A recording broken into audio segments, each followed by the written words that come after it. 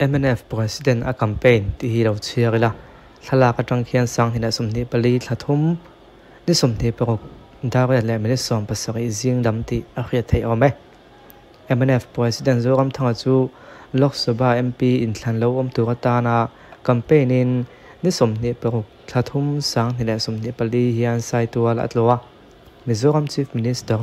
Laldu Machuan NDA na tilturin MLA in Thlanma Khan Assam CM alo bedai to ni na soi Zoram thanga chuan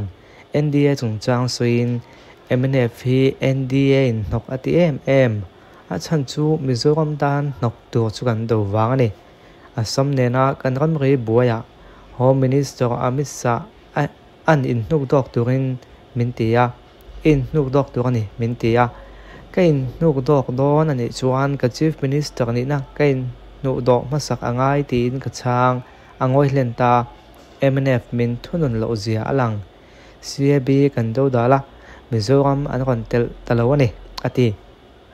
Central Sokaran UCC aron tile ti soin MNF president chuan kan du lo Mizoram Assembly House a kan lo pai thale tatop mai ni kha chuta kan unau bangbaral tlante kan thon le don lo thu house kan pasa yagal tlan champuina tur kan dila cheng available sathum pak min pe chun zom talo tin free movement regime po ando thu asoi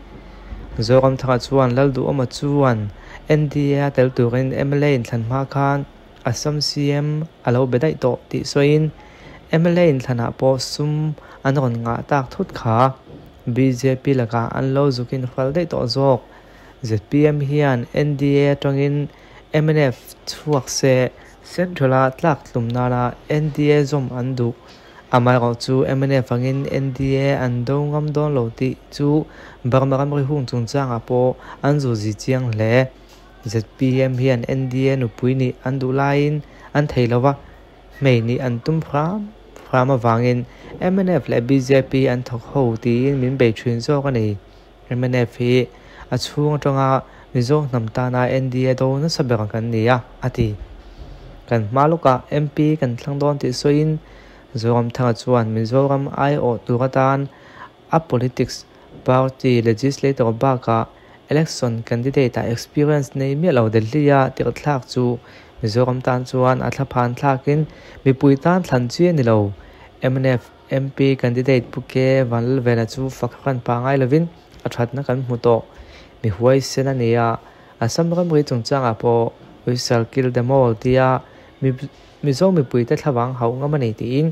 ke vanal vena vote tuin mi puite aso mani tiania NDA a tel chungchang hi ale lam hian in beina lan mangtona pudu omapon MNF beina na mangboka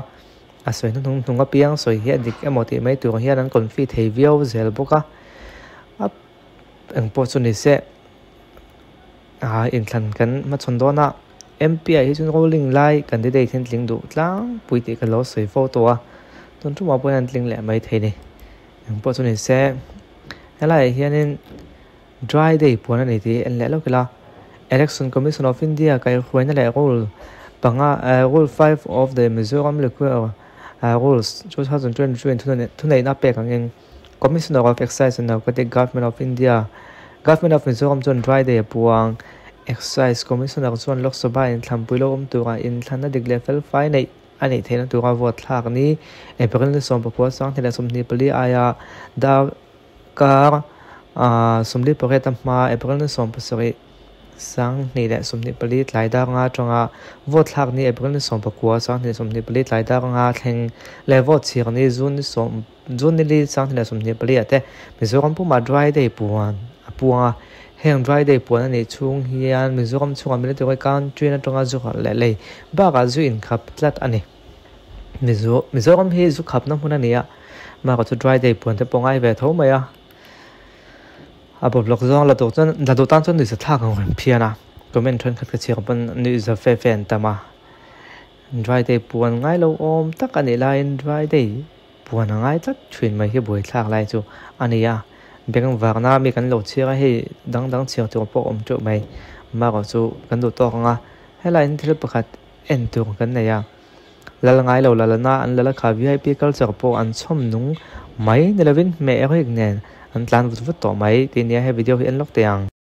VIP culture chu abo lo chiang khop mai tuna hian VIP local turom vai lir thei an lo ding thup pa he aron kalme kani hian kong an clear traffic lamin VIP culture po won ti chu abo lo won eilen tuna hian VIP rom kal do ne arom tang do hai silence ne naron be ruk mai so ta sarom kal do ne liệt thei an lo ding thup khi ta ken circuit lama pan do na niang tan tang chou me ka